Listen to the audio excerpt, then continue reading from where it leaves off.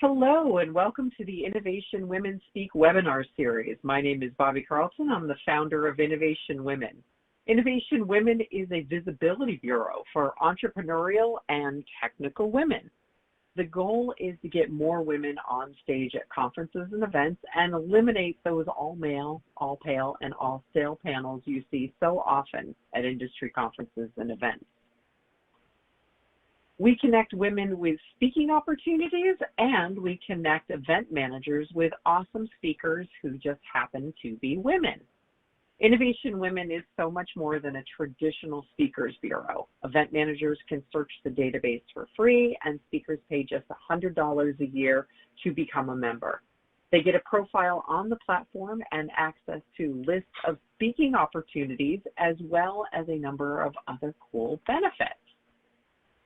Speakers can see how often their profile is visited. They can notify us to promote their speaking engagements, and event managers can easily create and store lists of speakers on the platform as they build out their events. If you are interested in more information on Innovation Women, check out our website. For our webinar attendees, we have a special offer of 20% off your first year membership. Use the code IWWebinar, all in capital letters. This is like coffee money. You probably spend more visiting Starbucks. It's, of course, when we could visit Starbucks and go inside, but I digress. Before we move on, let's take a quick look at what's coming up on our webinar schedule. This year, our webinar series has a new theme every month. October's theme is cybersecurity. All of our webinar speakers are Innovation Women members. If you're interested in applying to be one of our webinar speakers, we post the calls for speakers on our own platform. The deadline to apply for the next webinar series is September 7th. If you are already an Innovation Women member, keep an eye out for these opportunities on the site and in your weekly speaker exclusive newsletter. I'd also like to encourage everyone to register now for our next webinar. On September 2nd, Hannah O will be presenting Protecting Your Intellectual Property, Why It Matters Now More Than Ever. You'll learn how to understand the different types of IP and identify your IP, how to evaluate the options on how to best protect your IP, and recent developments in the legal and regulatory landscape and how it affects you. You can register for this webinar in the Attachments tab. And speaking of that Attachments tab, this is an annotated version of your screen. Below the video viewing window, there are tabs. The default tab is Ask a Question. You can type in a question or a comment at any time during the program. The Attachments or Links tab is where you'll see documents and links from today's speaker and the link to sign up for our next webinar. You can download the attachments at any time during the webinar and from the recording. The tab called Rate This helps us determine what you like. We read all the feedback. The Polls or Voting tab is where you'll see polls from our speaker. She'll be asking you a question, and you can answer it right on the screen. You can enlarge your screen to view it in full screen mode, and if at any time you need audio help, feel free to click on the Help button at the bottom of the screen. You may also want to try refreshing your screen if you have a problem with things freezing or the audio. Today's webinar is being recorded, so if you'd like to view the webinar again, you'll be able to. We send out the link after the webinar. Now, on to today's presentation. With us today is Suzanne. She is a veteran journalist and an assistant professor at Emerson College in Boston, where she teaches publishing, entrepreneurship, and women's media. She also serves as an advisor to women-led startups. Before joining Emerson in 2015, she worked for 22 years as a magazine editor, including 6 years as the editor-in-chief of the Boston Globe magazine, one of my faves. Her book, Launching While Female, Smashing the System That Holds Women Entrepreneurs Back, comes out October 27th. For those of you listening, please note you can ask a question at any time, and this webinar is being recorded for future playback at your convenience. I am so excited to have you joining us here today, Stan. I will turn things over to you. Thank you so much, Bobby. Thank you for that introduction, and thank you, everyone, for joining us today. I'm going to advance to the next slide. As Bobby mentioned, there is a poll for you to vote on. I'd love to hear who you are in this short poll. So if you have a chance, please take that. So today, I want to talk to you about entrepreneurship's gender gap and what you can do right now as an ally to help change this. But let me start by posing the question. So why does it matter? Why does it matter if women or other people are underrepresented in the entrepreneurial space? It matters a lot. We have a weaker economy. We have less innovation if certain groups are not fully engaged in the entrepreneurial ecosystem. And I'd like to highlight two statistics that illustrate this point, and you'll see them on your screen.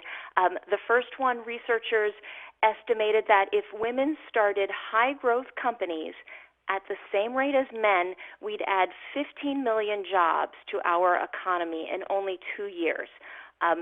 Obviously, this would be a much-needed jolt to our economy, especially now in a pandemic. So this gives you an idea of what we are missing out on when there's not full engagement in entrepreneurial activity. The second statistic, MIT took a look at its faculty who are launching biotech startups.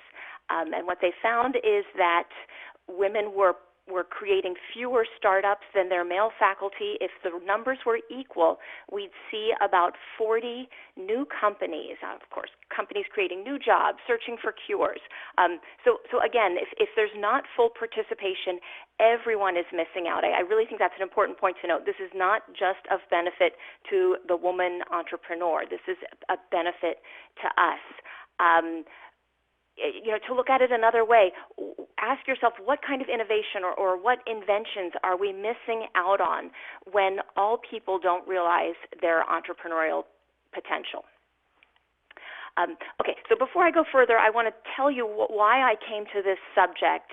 As Bobby mentioned, I am the author of a book called Launching While Female. For the last 4 years, I've researched women entrepreneurs and other underrepresented entrepreneurs, and I've collected my findings in this book. I set out to write this book because I wanted to find out what hurdles these entrepreneurs face, how they found success, and what needs to change to make the entrepreneurial space more accessible and more inclusive. I interviewed over 100 women and non-binary entrepreneurs in dozens of industries across the country. I also interviewed experts in new business formation, mentorship, and other subjects. The book is going to be published on October 27th and is available for pre-order now. And my other hats that I wear, as Bobby mentioned, I'm also an assistant professor at Emerson College. I've been doing that for 5 years. And before that, I had a 22-year career as a magazine editor. And thank you, Bobby, for that praise for the Boston Globe magazine. Okay, so let's look at the topic at hand. So when it comes to gender and entrepreneurship, there is a lot that's positive. The number of women-owned companies in this country has been steadily growing over the last few decades. Women who are Black, Indigenous, and people of color are making the most significant gains. As you see the statistics on the screen, the number of companies owned by Black women in particular has increased 50% in 5 years.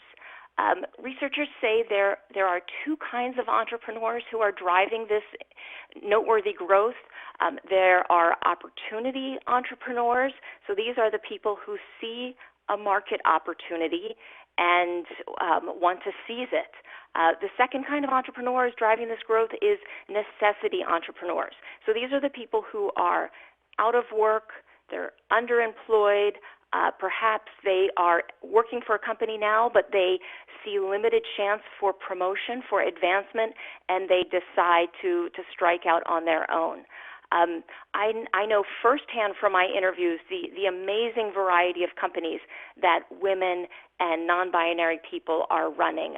These are companies that make space exploration possible and that teach robots to do complex tasks. I interviewed a woman whose company helps musicians keep legal records of their songs, or a company that makes more comfortable high-heel shoes. So the variety of these companies is truly outstanding. So that was the good stuff. There is unfortunately some bad news when it comes to looking at gender and entrepreneurship. When you line up the companies that are women-owned next to the companies that are owned by men, you will see that women-owned companies tend to have less access to startup capital. They tend to make less revenue, and they tend to employ fewer people. And the situation with venture capital is particularly troubling when we look at startup capital. As you see on the screen now, for years now, startups founded solely by women have not captured more than 3% of venture capital investment. Think about that 3% figure for a second. That's really depressingly low. Of course, venture capital is not appropriate for every startup, but nonetheless, we need to get that 3% number higher than it currently is. Part of the reason for this low number is that the vast majority of investors are white men. I'm sure you've heard of this already. What researchers have found is that venture capitalists often rely on their own networks to find startups to invest in. They tend to invest in people who are like them, who look like them, who act like them, who went to their schools. And investors also tend to gravitate to products that they might use themselves, or they have a firm grasp on the industry. In my book, I feature the stories of women entrepreneurs who struggled to get male investors to seriously consider their companies. One entrepreneur in particular, she is developing a truly remarkable smart tampon that it would be able to detect your fertility levels or medical issues like endometriosis. And she recounted for me a story of a male investor asking if this tampon could pick up testosterone levels in older men. So a clear sign that it's difficult for investors to think of audiences and customers outside of themselves. Not always, of course, but many times. Black women especially struggle to get the attention of investors, even when they have amazing companies with huge growth potential. The stories I collected for this book were often depressing, but I will note that many of them found a way to grow their companies nonetheless. But I think it's worth considering how much bigger their companies could be, how many more people could they employ if they didn't have these funding hurdles. And in addition to venture capital, bank loans are another place where women entrepreneurs and other underrepresented entrepreneurs can encounter some hurdles. Hey, Suzanne, before you go on to the next slide, there are two questions that I feel like are great, and usually I don't break in, but these are wonderful clarifying questions. One question is, does the data include ESG/SDG information?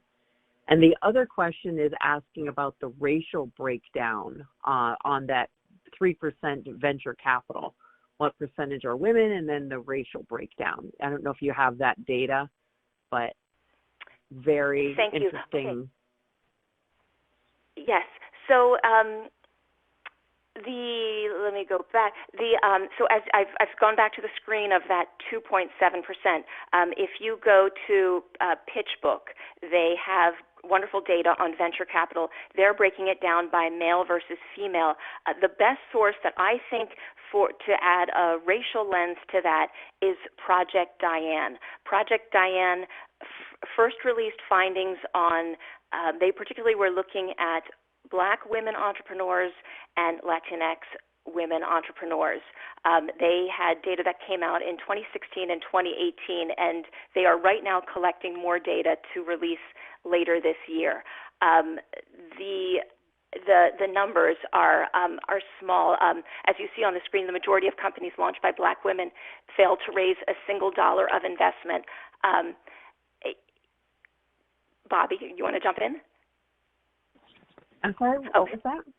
Oh no. So yeah, it's white women and Asian American women are receiving a lot of this venture capital funding, and Black women, Indigenous women, and Latinx women are on the low end, and that is especially where we need to spend attention. And I don't have the answer to the first question that you shared, Bobby. Yeah, I think the question was regarding environmental, social, and governance.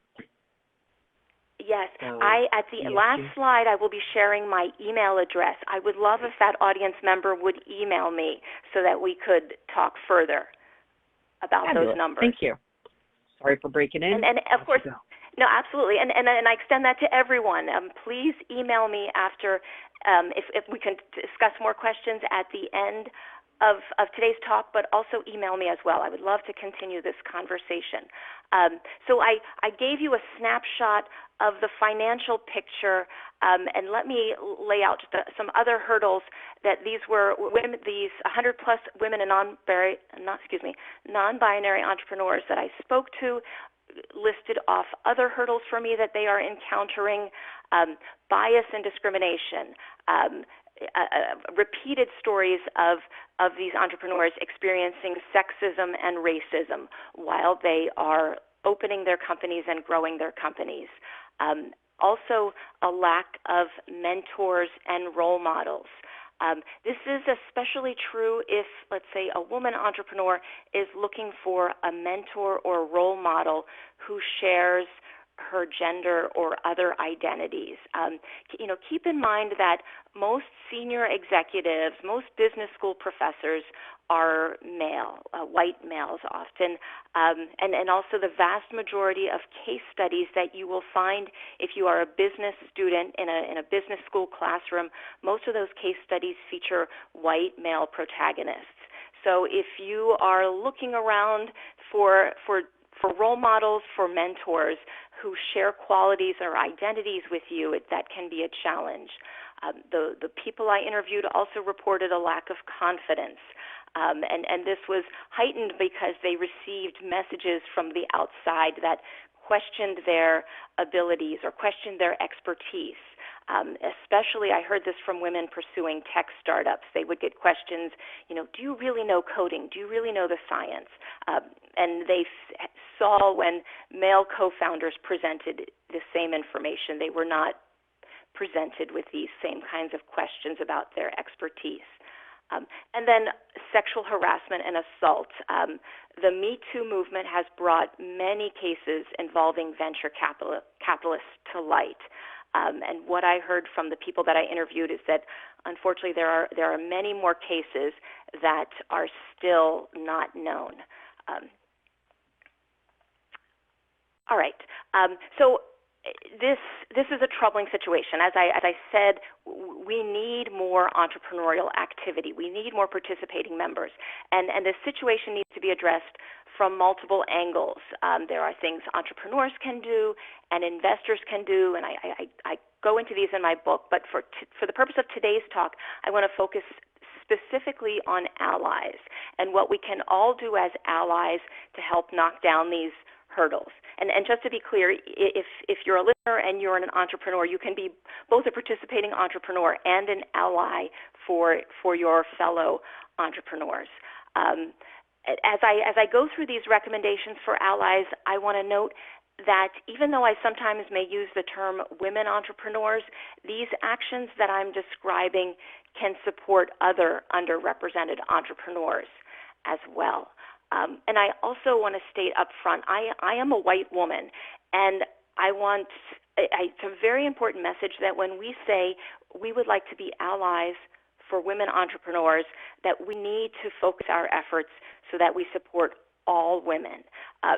Too often, diversity measures for women in the workplace or elsewhere end up largely helping only white women. And as allies, we must ensure that our efforts reach women who are Black, Indigenous, people of color, trans women, other groups, that our work is truly reaching a large audience. I'd also like to add one more word of caution that I think is necessary in any discussion about allies, and that is beware of performative allyship, or you may have also heard of this as optical allyship. So what this means is someone is saying, I'm an ally, but the only actions that they engage in are sending out a tweet or maybe adding a message to their website. The allyship is so much more than that. It requires work. I'll say that up front. It requires a long-term commitment. Allies need to educate themselves about the situation by constantly reading news articles, books, asking questions. As an ally, you are using any power and privilege that you have to bring about necessary changes.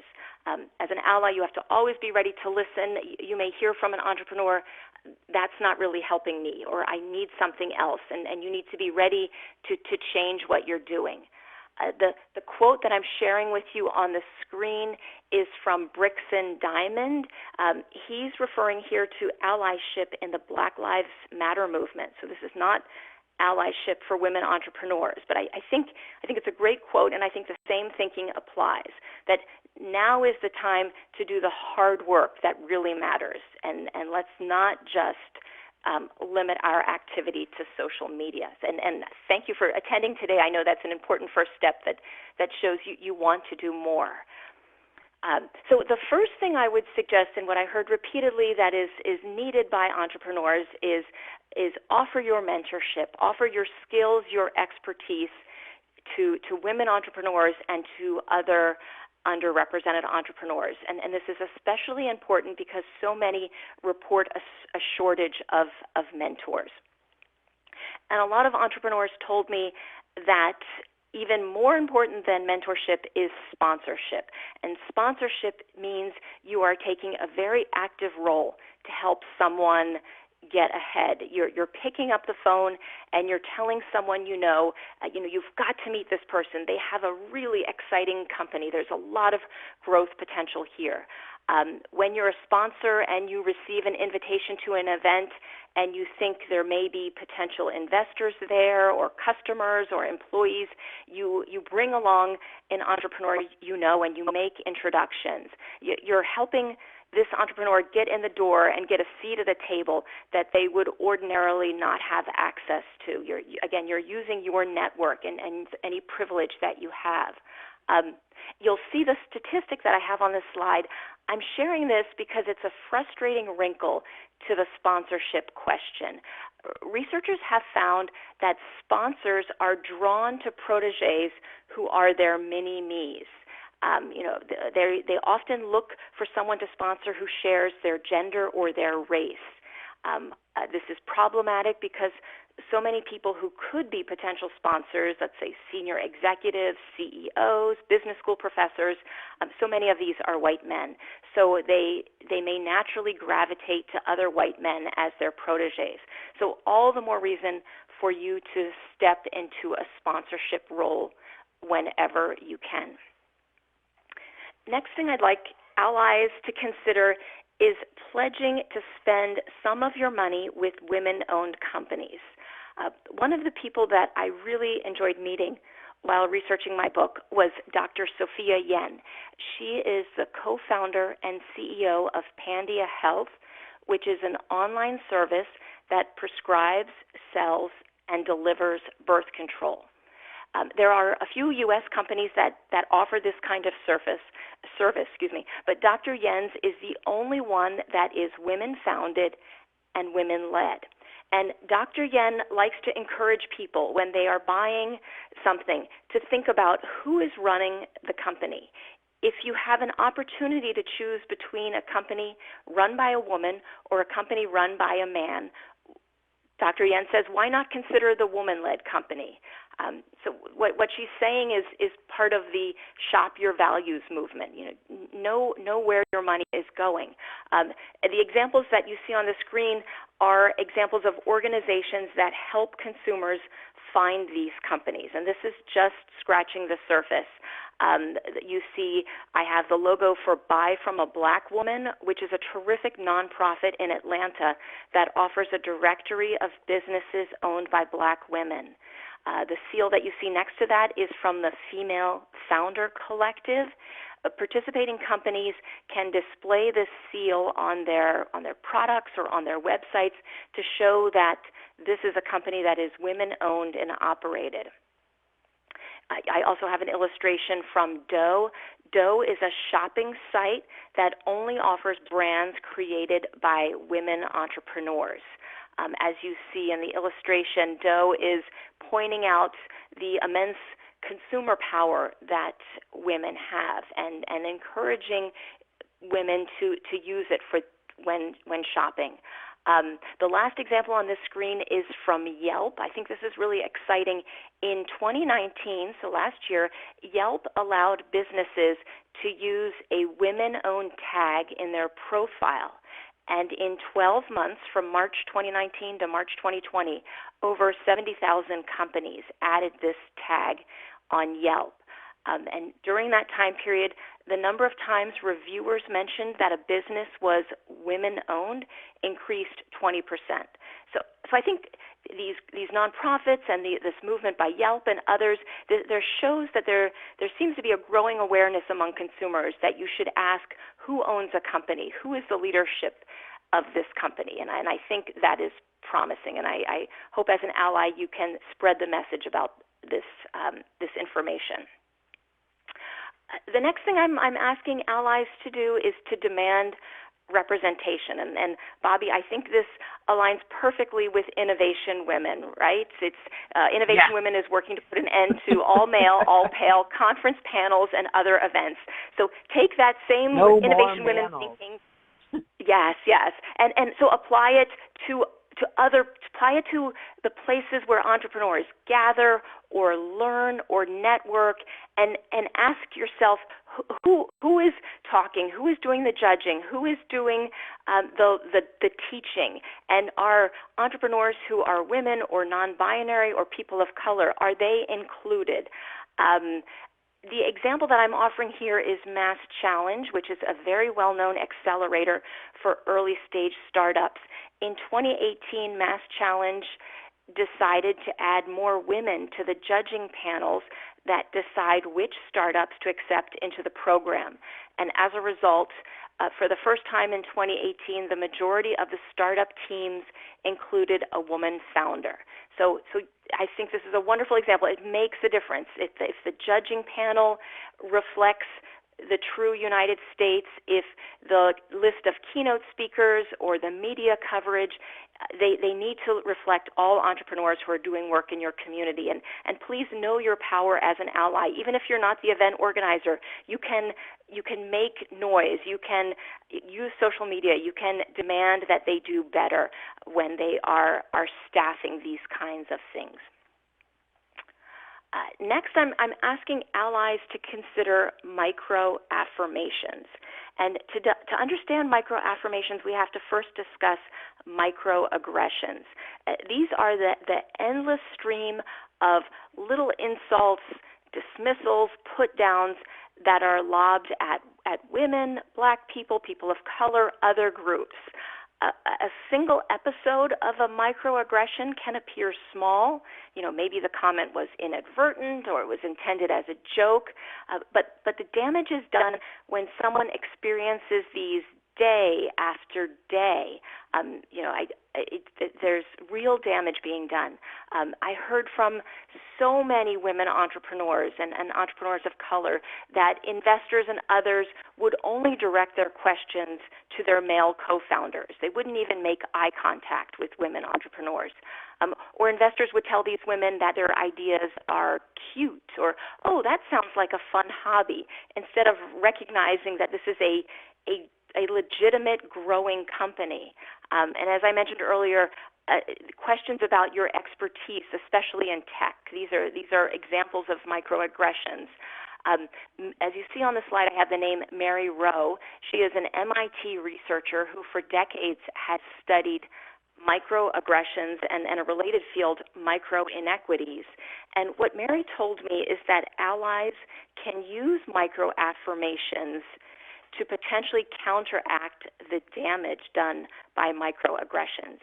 And what microaffirmations are, they are small acts in which you recognize someone's ideas. You offer congratulations. You make sure they are heard by others. These are small things you do here and there, privately, publicly. So I'll give you an example.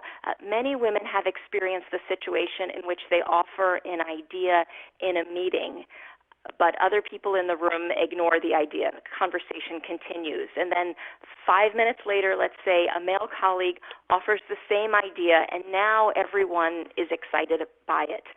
So this is a perfect place for an ally to step in and say, that's great. Sandra made this suggestion earlier, and I'd love to hear her describe it in more detail. So as an ally, you are using microaffirmations to direct attention to that entrepreneur and to make sure that they get the time and the space and the resources that they need. A similar approach to microaffirmations is shine theory. Now, the shine theory has no connections to microaggressions, but it does encourage people to lift up those around them and to invest in their success. The idea is always asking yourself, can I collaborate instead of competing with someone? The tweet that I'm offering on your screen is from my Congresswoman, Ayanna Pressley.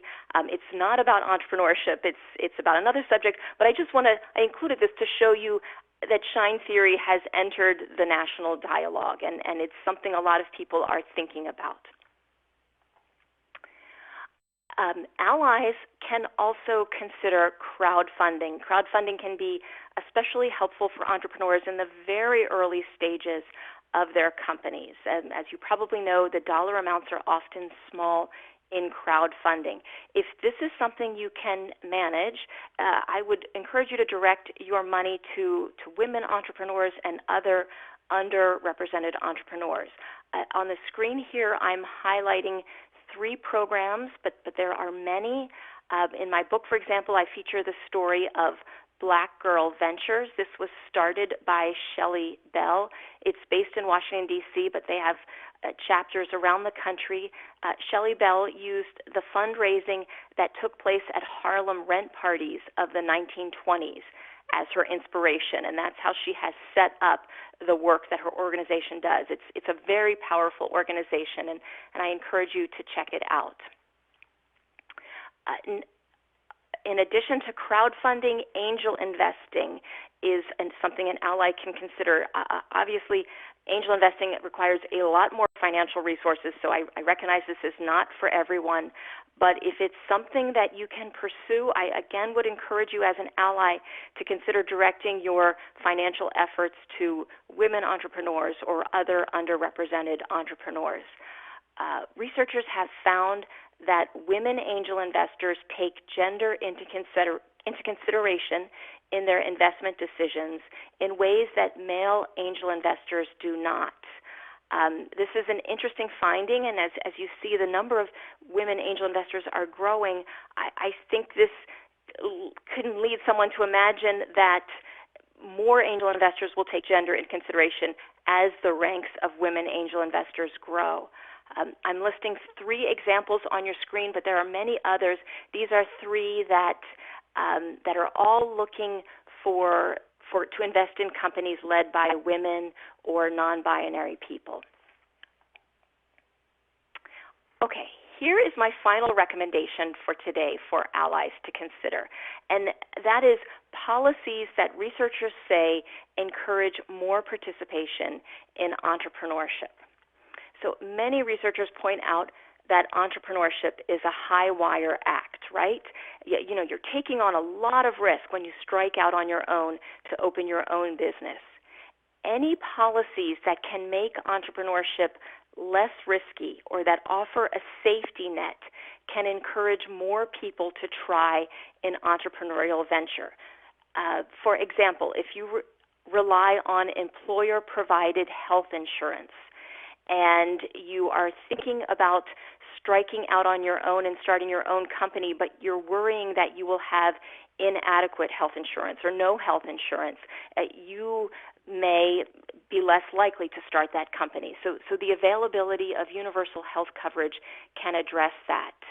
I also want to point out that women overall have higher levels of student loan debt than men when they pursue a bachelor's degree, and Black women in particular have some of the highest levels of student loan debt. Researchers have found that high levels of student loan debt reduce the likelihood that someone will launch a startup, or if they launch a startup, the revenue growth will be smaller. So obviously, any policies that help people manage student loan debt can lead to more entrepreneurial opportunities for more people. Along these lines, when entrepreneurs have access to reliable, inexpensive child care, it frees up their time to launch a company. You'll see the quote that I have on the screen specifically points to the Netherlands. Researchers have found countries with supportive work-family policies really do see entrepreneurial levels in women that you do not see in countries without these policies. So if you believe in these policies, I would urge you as an ally to talk to government officials at every level and say, I'm for these and I see a connection between entrepreneurship and these policies.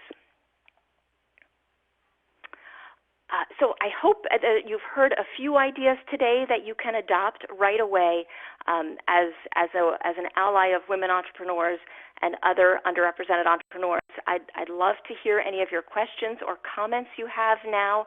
And if you'd like to get in touch with me later, here is all of my contact information. And I'd like to remind you again of my book title, Launching While Female, if that is of interest to you. So thank you so much for your time today. Great, and we already have a whole stack of questions here from our audience today. I will also let everyone know that we will be including a link to pre-order Suzanne's book in our follow-up email that goes out with the link to the recording. So you will get a link to pre-order that book if you're interested. So first question here from one of our listeners from a mentoring perspective. Did any of the women entrepreneurs interviewed indicate that they were reaching out to SBA and or SCORE? And if so, any insights provided by its interviewees? That's a great question. Yes, I did hear SCORE especially mentioned a number of times. I guess I will answer this in two ways. One thing is your group of mentors or your group of sponsors when you're an entrepreneur should be quite large. So it's certainly not not all of your mentors or sponsors need to share your gender or your race or other identities, and frankly, none of your mentors or sponsors do. So SCORE in particular, I heard from a lot of women that they struggled to find mentors through SCORE that were women mentors or non-binary mentors. I spoke to a number of a number of entrepreneurs who said they have never had a mentor who shares either their gender or their race. So Small Business Association and SCORE, yes, were used, but they often had better luck finding their mentors who shared identities with them, going through community-based organizations. So, St. Louis, for example, has wonderful networking and mentorship for its entrepreneurial community, and I've found that the entrepreneurs had better success there.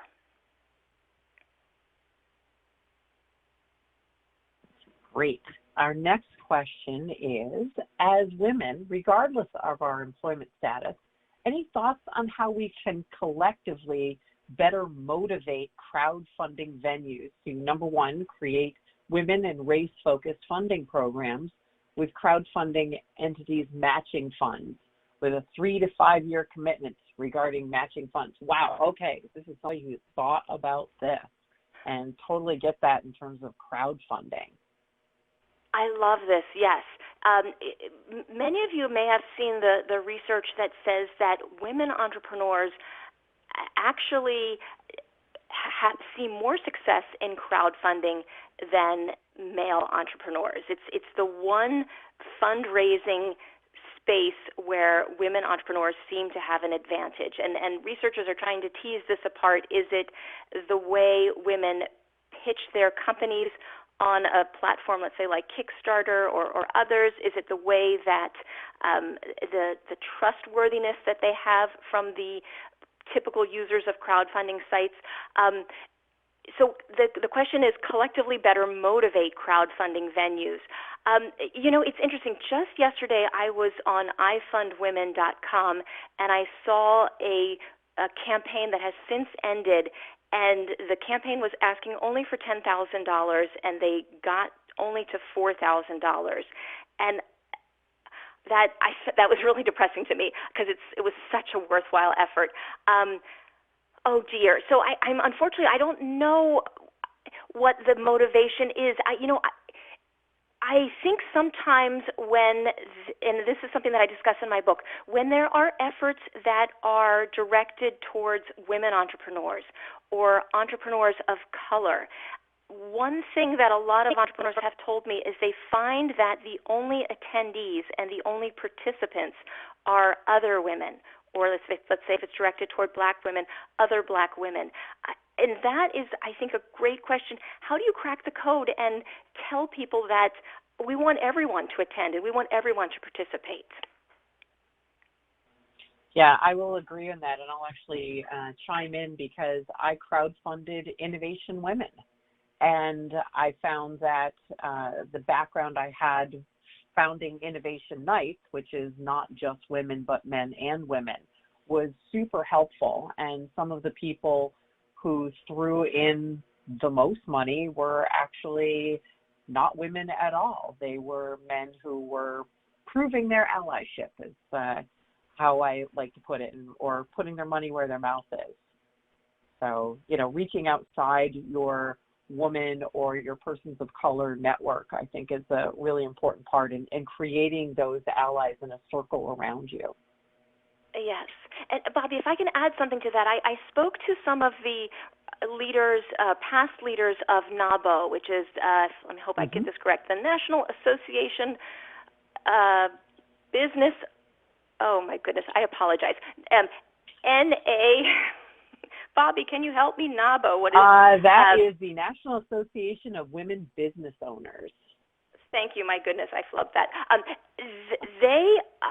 One of the past leaders told me that she liked to talk about women's entrepreneurship and to continually promote the ways that it helps our economy and that the ways that it helps all, and that she believed that sort of framing brings more success and also brings male allies in, as opposed to framing it as this is a social good or this is a fairness issue, that hitting that economic potential drum made a difference. Our next question is, do you have any advice for overcoming gender-based insecurities and ingrained feelings of imposter syndrome, especially for those working in more white male-dominated industries like tech, or for helping BIPOC women and non-binary entrepreneurs with those same feelings as an ally? Oh, what an awesome question. I'll point to the work of Digital Undivided. I mentioned them earlier. Digital Undivided is the organization that puts together the Project Diane research on women entrepreneurs who are Black or Latinx. They also run an incubator, which is open only to Black women and Latinx women. And one of the lessons, if you go through that incubator program, is how to have inner confidence and to be prepared that you will hear these questions and you will hear your authority and your expertise questions and how to respond to that and how to direct questions. I remember one of the participants told me, sometimes I'll get 20 minutes of questions from an investor. Why are you here? How did you come here? Basically questioning their existence in this entrepreneurial space. And she was learning tricks to how to shorten that time from a 20-minute conversation with an investor to a 5-minute so that she could get to the wonderful presentation about her company and its growth potential and its market. So there's these programs that exist like Digital Undivided that do a wonderful job preparing entrepreneurs for these discussions. Babson College also with their Win Lab does a great job. And I will go back to micro affirmations as well. It's constantly helping these entrepreneurs beat back the storm of negative comments and dismissals and making them, reminding them of how powerful and how much potential they have. That's great. We have another question here. Any thoughts on pushing VCs to add advisory councils comprised of diverse members with 55% makeup of women, for example, as part of their CSR platforms? Yes, this is a great question. There's a lot of talk about ways venture capital firms can do better, and both in terms of who they fund and also in the issue of sexual harassment and assault.